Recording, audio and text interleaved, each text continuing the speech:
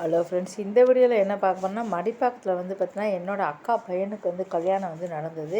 கல்யாணத்தும் போது வந்து கோலம்லாம் போடுவாங்க. அப்போ வந்து கோலம் போட்டுட்டு இருந்தாங்க. சரி நம்ம எடுக்கலாம் அப்படின்னு சொல்லிட்டு இது வந்து பார்த்திங்கன்னா பிராமினில் வந்து போடுற வெள்ளி செவ்வாய்க்கெலாம் வந்து போடுவாங்க. தர்ணக்கோலம்னு சொல்லுவாங்க. அந்த ஒரு மணக்கோலம் தான் செம்மண் அடித்து சூப்பராக வந்து போடுவாங்க. பொதுவாக வந்து இப்போ எல்லாமே கான்ட்ராக்ட் மேலே கொடுத்து அவங்களே கோலம் போடுறது எல்லாமே வந்து பண்ணிடுவாங்க. இருந்தாலும் நாங்கள் அப்படிலாம் வந்து ஏற்பாடு பண்ணல. மண்டபத்தை மட்டும் ஏற்பாடு பண்ணிவிட்டு சாப்பாடு எல்லாம் வந்து தனியாக வந்து பண்ணியிருந்தோம். அப்போ இவங்க தான் வந்து பார்த்திங்கன்னா இந்த கோலம் வந்து போட்டிருந்தாங்க. நல்லா செம்மண் போட்டு ரொம்ப வருஷம் ஆச்சு இந்த கோலங்கள்லாம் இப்படிலாம் போடுறத பார்த்து. நான் கிட்டத்தட்ட இப்போ ரொம்ப நாள் ஆச்சு அப்படின்னு சொல்லிட்டு சரி கோலத்தை வீடியோ எடுத்து போடலாம் அப்படின்னு சொல்லிட்டு தான் உங்களுக்கு வந்து போடுறேன். கோலம் போடுறது வந்து எல்லாருக்குமே வந்துருமா கேட்டால் கண்டிப்பாக வராதுன்னு தான் சொல்லணும். நான் அதெல்லாம் ஒரு கலை அப்படின்னு சொல்லணும். நாங்கள் வந்து மார்கழி மாதத்தில் வந்து கோலம் அப்படி போனோம். ஊரில் எல்லோரும் சொல்லுவாங்க, அடேங்கப்பா அப்போல்லாம் வந்து போய் என்ன சூப்பராக கோலம் போடுறீங்க அப்படின்னு சொல்லி எல்லாருமே பாராட்டுறாங்க. அந்த அளவு நாங்கள் கோலம் வந்து சூப்பராக போடுவோம். இது மட்டும் கிடையாது, புள்ளி வச்சு 20 புள்ளி 30 புள்ளி 40 புள்ளி சொல்லிவிட்டு தெருவே அடைச்சி பெரிய பெரிய கோலங்கள்லாம் வந்து போடும். கலர்லாம் வந்து போடுவோம். அதை பார்த்துட்டு எல்லாருமே அசந்து போவாங்க. அப்போல்லாம் வந்து ஃபுல்லாக காலையில் 4 மணிக்கெலாம் எழுந்துருவோம். காலையில் 4 மணிக்கு வந்து எழுந்து கோலம் போட்டு முடிக்க கிட்டத்தட்ட 1.5 மணி நேரம் கிட்ட ஆகும். 3 பேர் வந்து போடுவோம். உட்கார வச்சு 3 பேர்னால ஒரு பக்கம் அவங்க கொடுப்பாங்க, ஒரு பக்கம் இந்த 3 பேரும் ஆளுக்கு ஒரு பக்கம் வந்து கலரை வந்து போட்டுருவோம். அப்புறம் மேலே வந்து கலர் போட்டு மேலே வந்து வெள்ளை போடுவாங்க. அந்த அந்த ஒருத்தர் வந்து வெள்ளை போட்டுருவாங்க. ஒரு 2 3 பக்கம் மடமடன்னு கலரை போட்டு கிட்டத்தட்ட 1.5 மணி நேரத்தில் வந்து நாங்கள் கோலம் போட்டு முடிச்சிடுவோம். பெரிய பெரிய கோலங்கள்லாம் வந்து போடுவோம். பழம் சரி அவங்க கோலம் போடுறாங்களே நம்ம வீடியோ எடுக்கலாமே அப்படின்னு சொல்லிட்டு தான் நான் வீடியோ எடுத்து போயிருந்தேன். அப்படியே ஒரு விஷயத்தை வந்து பார்த்தோம்னா இப்போ வந்து என்னாச்சு அப்படின்னா சீனாவில் வந்து நேற்று ராத்திரி வந்து ஒருத்தவங்க குளிக்க போயிருக்காங்க. ராத்திரி நேரத்தில் குளிக்க போனவங்க வந்து பைப்பை வந்து ஆஃப் பண்ண மறந்துட்டாங்களா? இப்படிலாம் வந்து மறந்து இருப்பாங்களாங்கிறது எனக்கு ரொம்ப ஆச்சரியமாக இருக்குது. ஏன்னா பைப்பை வந்து ஆஃப் பண்ண மறந்த உடனே அவங்க என்ன ஆச்சு அப்படின்னா அப்படியே போய் தூங்கிட்டாங்க. அதுக்கப்புறம் அந்த பைப்பு ஃபுல்லாக தண்ணி ஃபுல்லாக வீடு ஃபுல்லாக இதாகி பைப்பு பாத்ரூம் ஃபுல்லாகி இந்த குழாய் ஃபுல்லாகி தெரு ஃபுல்லாக வந்து ஆயிடுச்சு. தெரு ஃபுல்லாக ஓடி போய் கீழ் வீடு மேல் வீடுலேருந்து வந்து கீழே வந்து தெரு ஃபுல்லாகி வலிஞ்சு ஓட ஆரம்பிச்சு தெருவே உறைஞ்சி போயிருக்கு. அப்புறம் காலையில் வாக்கிங் போகலாம் அப்படின்னு சொல்லிட்டு அவங்க அப்பா காலையில் 5 மணிக்கு வந்து வாக்கிங் போகிறாங்க. அப்போ தான் பார்த்துருக்காங்க ஐயோ தண்ணி போகுதுன்னு. அப்போ தான் பைப்பை ஆஃப் பண்ணியிருக்காங்க. பைப்பை ஆஃப் பண்ணிட்டு ரோட்டில் பார்க்குறாங்க. ரோடு ஃபுல்லாக வந்து போய்கிட்டு இருக்குது. ஒரு சின்ன விஷயந்தான் இப்போ வந்து ஒரு மிகப்பெரிய நியூஸ் சேனலில் வர அளவு ஆயிடுச்சு. அதுக்கப்புறம் கேட்கணுமா சும்மாவே திட்டுவாங்க எல்லோரும்.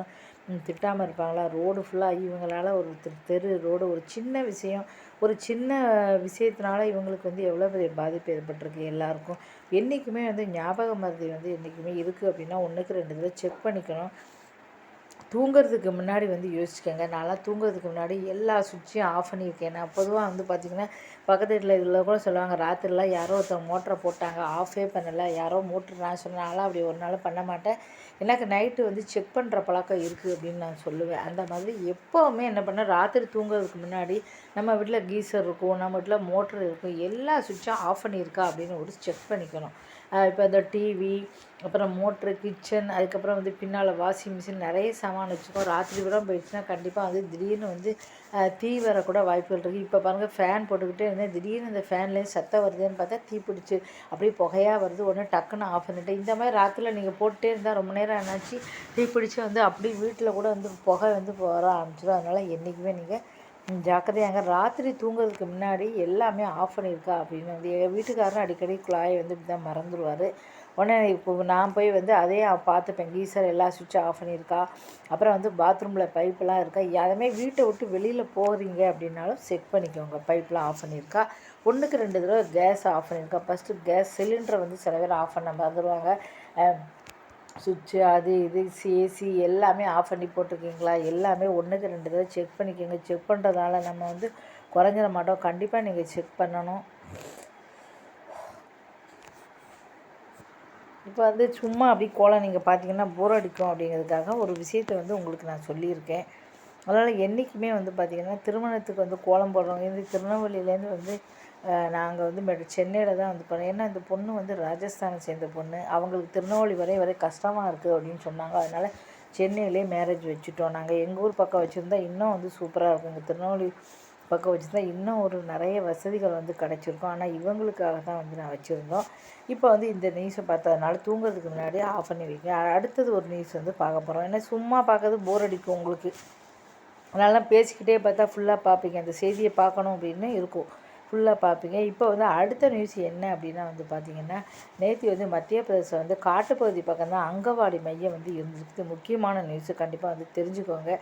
அங்கன்வாடி பக்கத்தில் வந்து மத்திய பிரதேசம் வந்து அங்கன்வாடி மையம் வந்து அங்கே வந்து கிட்டத்தட்ட 25 குழந்தைகள் வந்து காட்டுப்பகுதி அப்படின்னால திடீர்னு வந்து பார்த்திங்கன்னா கூட்டமாக நிறைய தேனீக்கள் வந்து பெரிய பெரிய தேனீக்களாக வர ஆரம்பிச்சிச்சு. இதை பார்த்துட்டு அங்குள்ள அந்த அம்மா வந்து பார்த்திங்கன்னா அவங்களுக்கு 65 வயசு ஆகும். கணவர் வந்து படுத்த படுக்கையாக இருக்காங்க. அதுபோக 2 பொண்ணு ஒரு பையன் வீட்டில் இருக்காங்க. குடும்பத்தை அவங்க தான் வந்து இப்போ வந்து வேலை செஞ்சு குடும்பத்தை காப்பாற்றுறாங்க. ஏன்னா கணவருக்கு வந்து வேலை செய்ய முடியாது, படுத்த படுக்கையாக இருக்கார். 2 பொண்ணு ஒரு பையன் இருக்காங்க. அதனால் சின்னவங்க சொல்லிட்டு அவங்க வந்து அங்கன்வாடி இதில் வேலை பார்த்து வந்து இந்த மாதிரி ஒரு பெண்கள்லாம் கிடைக்க முன்னாடி கொடுத்து வச்சுருக்கணும் ஒரு பெண். ஆனால் நல்லா இருக்க கணவனே வேண்டாம்னு சொல்லி போகிற காலம் வந்து இவங்க வந்து பார்த்தீங்கன்னா தன்னுடைய கணவரையும் குடும்பத்தையும் நேசிக்கிறதுக்காக இவங்க வந்து இருக்காங்க. திடீர்னு வந்து பார்த்திங்கன்னா அங்கே காட்டுப்பகுதி அப்படின்னால திடீர்னு பெரிய பெரிய வண்டுகளாக வந்திருக்கு. இதை பார்த்து பயந்து போனவங்க ஐயோ எல்லாமே சின்ன சின்ன குழந்தைகளே அப்படின்னு சொல்லிட்டு உடனடியாக அந்த குழந்தைகளை ஃபுல்லாக வந்து வெளியேற்றிட்டாங்க. சீக்கிரம் வெளில போங்க. ஏன்னா வெளியில் போனால் நம்ம ஓடிடலாம். இப்போ வந்து அங்கன்வாடி மையத்துக்குள்ளே வருது அப்படின்னா ஓட முடியாது, கண்டிப்பாக கடிச்சிரும் அப்படின்னு கதவை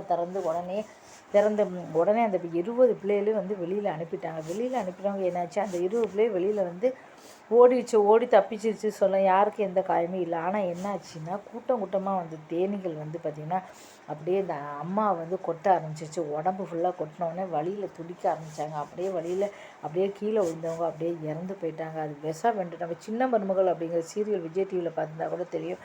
அதுக்குள்ளே வந்து போட்டிருப்பாங்க.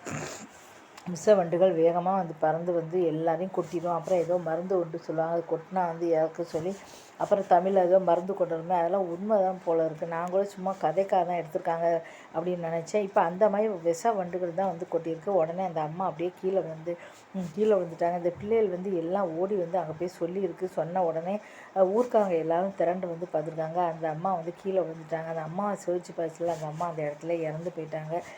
20 குழந்தைகளுக்கு வந்து பார்த்தீங்கன்னா காப்பாற்றணும். அப்புறம் அவங்க நினச்சா வந்து பார்த்திங்கன்னா அந்த இடத்துல அவங்க ஓடி இருக்கலாம்.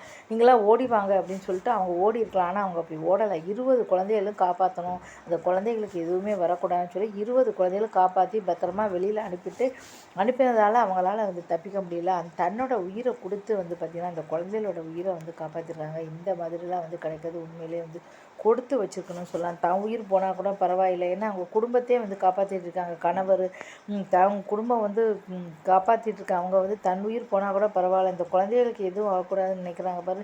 இந்த மாதிரிலாம் வந்து கிடைக்கிறதுக்கு உண்மையிலே வந்து பார்த்திங்கன்னா கொடுத்து வச்சுருக்கணும். இதை பார்த்துட்டு எல்லாருமே இந்த இப்போ கண்ணீர் விட்டு கதறிருக்காங்க. ஏன்னா இப்போ வந்து பார்த்திங்கன்னா அவங்க கணவரையும் அவங்க 3 பிள்ளைகளையும் காப்பாற்றுறதுக்கு வழி இல்லை. கண்டிப்பாக யாராவது ஏதாவது உதவி பண்ணுவாங்க. ஏன்னா இப்போல்லாம் வந்து பார்த்திங்கன்னா இந்த மாதிரி நிறைய பேர் நிறைய வந்து ஹெல்ப் பண்ணுறாங்க. இதை பார்த்து அவங்க கண்ணீர் விட்டு கதறிருக்காங்க. ஊர்க்காரங்க எல்லோரும் அவங்க கணவர் பிள்ளைகள்லாம் வந்து கதறி துடிச்சிருக்காங்க. அதுக்கப்புறம் வந்து பார்த்திங்கன்னா இவங்க வந்து பார்த்திங்கன்னா இப்போ வந்து இறந்து போனது வந்து பார்த்திங்கன்னா எல்லாருமே வந்து ரொம்ப ரொம்ப சோகமான விஷயம். இருந்தாலும் தன்னை 20 குழந்தைகளை காப்பாற்றினா அப்படி சொல்ல அந்த பெற்றோர்கள்லாம் வந்து பார்த்திங்கன்னா ரொம்ப வந்து மனசு உருகி போயிருக்காங்க. இப்படி ஆகிப்போச்சு அப்படின்னாங்க. கண்டிப்பாக அவங்க ஃபேமிலிக்கு யாராவது ஹெல்ப் பண்ணுவாங்க அப்படின்னு நமக்கு தெரியும். ஏன்னா ஹெல்ப்பு அப்படிங்கிறது வந்து ரொம்ப ரொம்ப பெரிய விஷயம். இதுக்கு அடுத்து ஒரு செய்தி பார்ப்போம். இப்போ வந்து பார்த்திங்கன்னா இப்போ பத்மா அப்படிங்கிறவங்க வந்து பார்த்தீங்கன்னா சென்னையில் 45 பவுன் கீழே கிடந்திருக்கு. இன்றைக்கி வந்து பார்த்திங்கன்னா அவங்களோட மதிப்பு வந்து 45 லட்சம். ஆனால் அவங்க வந்து என்ன சொன்னாங்கன்னா, அடுத்தவங்க காசு எனக்கு வந்து வேண்டாம், அடுத்தவங்க காசு உழைச்ச காசே எனக்கு போதும், அடுத்தவங்க காசு எனக்கு வேண்டாம் அப்படி சொல்லிட்டு இந்த நகையை நான் வச்சுக்கிட்டு டெய்லி நான் பயப்படணும், அதுக்கு நான் தைரியமாக கொடுத்துட்டு போகலாம் அப்படின்னு சொல்லிட்டு போலீஸ் ஸ்டேஷனுக்கு கொடுத்துட்டாங்க.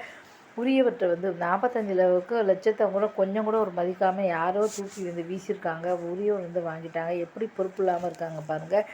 இப்போ அவர் டெய்லியே அவங்கள வந்து யாராவது தமிழக அரசு வந்து போஸ்ட் ஸ்டாம்பில் அவங்க போட்டாங்க. அப்புறம் 1 லட்ச ரூபா கொடுத்தாங்க. அப்புறம் லலிதா ஜுவல்லரி ஓனர் வந்து கூப்பிட்டு அவருக்கு ஒரு 2 பவுன் செயின் போட்டாங்க. அப்புறம் 2 நாளைக்கு முன்னால் ரஜினிகாந்த் வந்து கூப்பிட்டு அவருக்கு வந்து பார்த்திங்கன்னா ஏதோ அவங்களுக்கு வந்து பார்த்திங்கன்னா 2 பவுன், அவங்களும் வந்து பார்த்திங்கன்னா 2 பவுனுக்கு செயின் போட்டாங்க. அப்புறம் நேற்று இது தமிழிசை சவுந்தரராஜன் மேடம் வந்து கூப்பிட்டு அவங்களுக்கு வந்து பாராட்டுகளுக்கு கிஃப்ட்டு கொடுத்தாங்க. இப்போ வந்து நேற்று பார்த்திபன் வந்து பார்த்தா அவங்க காலக்கழி பாத பூஜை பண்ணாங்க, அவரும் கொடுத்துருப்பாரு. இப்படி தினந்தோறும் ஒவ்வொருத்தங்க கூட்டு வந்து 1 லட்ச ரூபா கொடுக்குறாங்க. இப்படி வந்து இந்த மாதிரி வந்து நல்ல மனசு படைச்சவங்களுக்கு கண்டிப்பாக எல்லோரும் ஹெல்ப் பண்ணுங்கள். வாழ்க்கையில் ஒருத்தர் பார்க்கணும் அப்படின்னா கோயில் குளத்துக்கு சமமாக தெய்வத்துக்கு சமமானவங்க இவங்கன்னு சொல்லலாம். ஏன்னா அடுத்தவங்க காசு ஆசைப்படாதவங்களாம் இந்த மாதிரிலாம் இந்த காலத்தை பார்க்கவே முடியாது.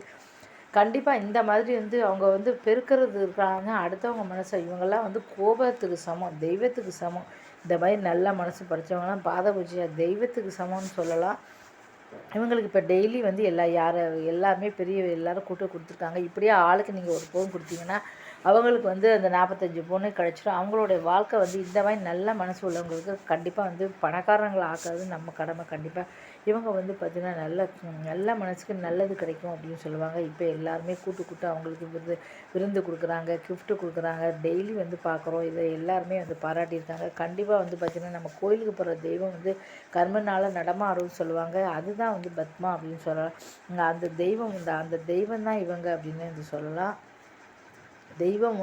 தெய்வம் வந்து சில சமயம் வந்து மனுஷ ரூபத்தில் வரும்னு சொல்லுவாங்க. அவங்க தான் இவங்க. ஏன்னா அடுத்தவங்க காசு வந்து நம்ம கதவை பூட்டி வச்சாலே கதவை உடச்சி வெளியில் 2 நாள் வெளியில் போகும்போது உடச்சி வந்து திருடிட்டு போகிறாங்க. இந்த காலத்தில் ரோட்டில் போகும்போது கழுத்தில் உள்ள நகையை வச்சுட்டு போகிறாங்க. நம்ம தெரியாதனமாக நான் வந்து எங்கள் அக்கா சாவுக்கு போகும்போது கூட செத்த வீட்டில் கூட வந்து திருடுறாங்க.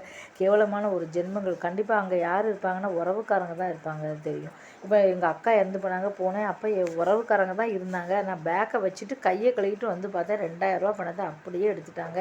இந்தளவு ஒரு வீட்டில் ஒரு துக்கத்தில் வந்து போயிருக்கோம், இறந்து போன வீட்டில் வந்திருக்கோம். அங்கே கூட அந்த திருட்டு புத்தியை காட்டுறாங்க பாருங்கள், எவ்வளோ கேவலமான ஒரு உலகம் இது. அப்போ அந்த சமயத்தில் நான் வந்து கதறி துடித்தேன். இப்படிலாம் வந்து திருடுறாங்க. இப்போ போன வருஷம் கோயிலுக்கு போயிருந்தேன். கிட்டத்தட்ட 1,00,000 எனக்கு லாஸு.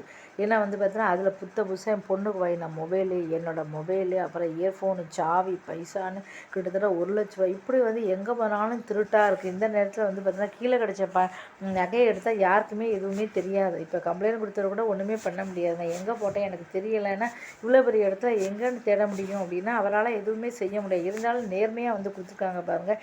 அந்த நேர்மைக்கு தான் நம்ம வந்து பாராட்டு சொல்லணும். ஏன்னா அந்த நேர்மை தான் வந்து எல்லாருக்குமே ரொம்ப பிடிச்சிருக்குன்னு சொல்லலாம். ஏன்னா அந்த குப்பையை எங்கே போட்டாங்கன்னு சொல்ல முடியாது. இப்போ வந்து 2 நாளுக்கு முன்னால் கூட 21 பவுன் ரயில்வே ஸ்டேஷனில் வந்து ஒரு பேக்கு கடந்திருக்கு. அதை எடுத்து போலீஸ் ஸ்டேஷனில் வந்து ஒப்படைச்சிட்டாங்க. அதுக்கப்புறம் யாரோ 10 பவுன் போட்டிருக்காங்க மதுரையில், அதை ஒப்படைச்சிட்டாங்க. நகை விற்கிற விலையில் எதுக்காக எல்லாரும் தூக்கி வீசுகிறாங்க அப்படின்னு எனக்கு தெரியல. இல்லை அவங்க பேக்கில் போகும்போது ரயில்வேயில் எப்படியோ கீழே விழுந்துருக்குன்னு நினைக்கிறேன். இப்படி நிறைய பேர் வந்து போட்டிருக்கோம். மும்பைக்கு வந்து திருநெல்வேலியும் ட்ரெயினில் போக கூட சொல்லியிருந்தாங்க. 10 பவுன் செயின் போட்டிருந்தேன். இறங்கும்போது அதை வந்து என்னோடய செயினை வந்து நான் வந்து கலத்தி பர்ஸில் வச்சுருந்தேன், யாரும் எடுத்துகிட்டு போயிட்டாங்க அப்படின்னு வந்து சொல்கிறாங்க. யாருன்னு கண்டுபிடிக்க முடியல. இந்த காலத்தில் வந்து எப்படி பத்மா மாதிரி இருக்க எல்லோரும் இருந்துட்டாங்கன்னா இந்த உலகத்தில் திருட்டே நடக்காது. ரொம்ப ரொம்ப நல்லா இருக்கும்னு சொல்லலாம். திருட்டு அப்படிங்கிறது நம்ம வந்து ஒழிச்சிடலாம். எங்கே போனாலும் அடுத்தவங்க காசுக்கு ஆசைப்படாமல் இந்த காலத்தில் யார் இருக்காங்க சொல்லுங்கள். கோலம் வந்து நல்ல சூப்பராக வந்து போய்கிட்டு இருக்கு.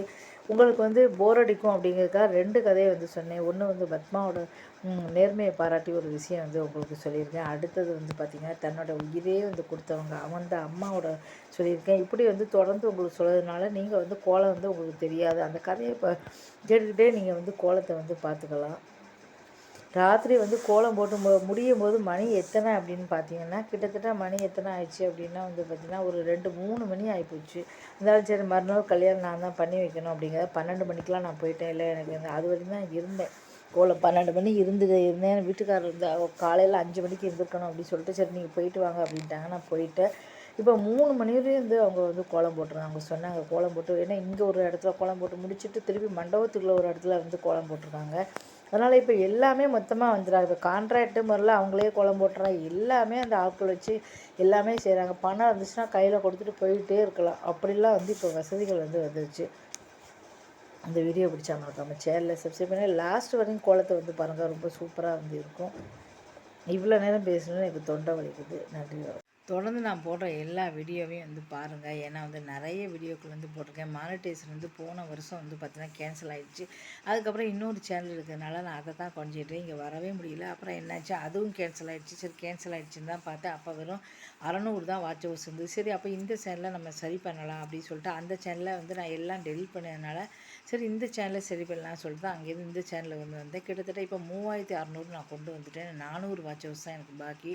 இப்போ வந்து நிறைய இன்னும் வீடியோக்கள் வந்து நிறைய போட்டிருக்கேன். அதனால் தயவுசெய்து நிறைய வீடியோக்கள் வந்து போட்டிருக்கேன். அதெல்லாம் பார்த்து நீங்கள் ஆதரவு கொடுத்தீங்கன்னா கண்டிப்பாக மானிட்டைசேஷன் கிடைக்கும். நன்றி, வணக்கம்.